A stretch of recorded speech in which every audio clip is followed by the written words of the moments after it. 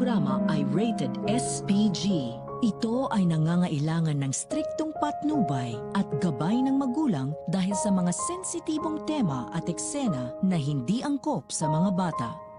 Dahil nalaman na nga ni Ramon at Tanggol ang ginawang pagpapanggap ni David, ay sinabi nga ni Tanggol kay Ramon na marahil ay planado ni Olga ang lahat.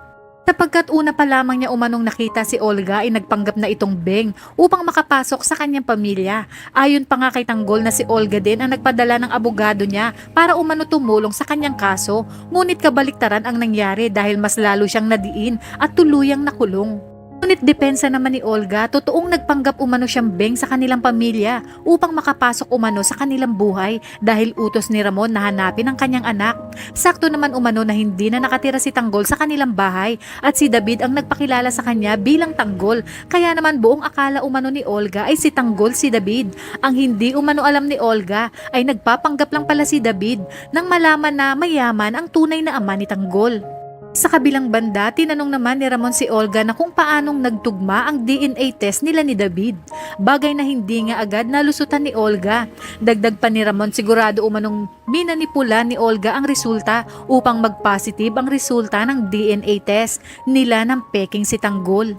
Ngunit iginiit talaga ni Olga na wala siyang kinalaman sa pagpapanggap ni David dahil nagpakilala umano sa kanya si David bilang panganay na anak ni Tess at Rigor de Magiba at nagpakita pa umano ito ng mga dokumento na nagpapatunay na siya si Jesus Nazareno de Magiba na siyang pinaniwalaan niya. Sa mga oras na yon ay idinidiin na ni Olga si David at pinaninindigan niya na wala siyang kinalaman sa pagpapanggap ni David dahil batid niyang pag nalaman ni Ramon na siya ang may pakana ng pagpapanggap ni David ay siguradong tatapusin na siya ni Ramon. Namang pinatawag ni Ramon si David upang iharap sa kanilang lahat at sa pagdating ni David ay agad itong pinaamin ni Ramon kung sino ang kasabwat nito sa pagtatarantado sa kanya. Kikita nga sa mukha ni David ang takot at nagmamakaawa kay Ramon na wag siyang patayin. Maging kay Tanggol ay nakikiusap si David na tulungan siya.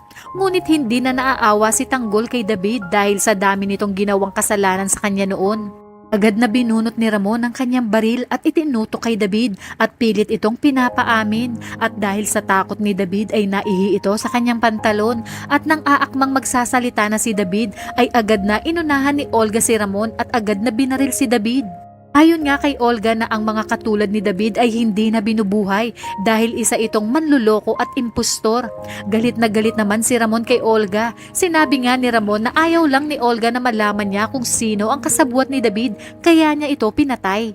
Bilang banda ng babarilin na sana ni Ramon si Olga ay agad naman siyang inawat ni Don Julio. Sinabi nga ni Don Julio na huwag magpadala sa galit si Ramon at baka umano nagsasabi ng totoo si Olga. Dito nga ay nakaligtas na naman si Olga. Ngunit nagbanta si Ramon na sa oras na malaman niya na si Olga ang kumakalaban sa kanya ay hindi na ito magdadalawang isip na isunod kay David. Kaya naman kung bago ka pa lang sa aking channel ay mag-subscribe ka na at i-click mo na rin ang bell icon para updated ka sa pinakahuling kaganapan sa paborito mong teleserye, ang FPJ's Batang Quiapo. Hanggang sa muli, salamat!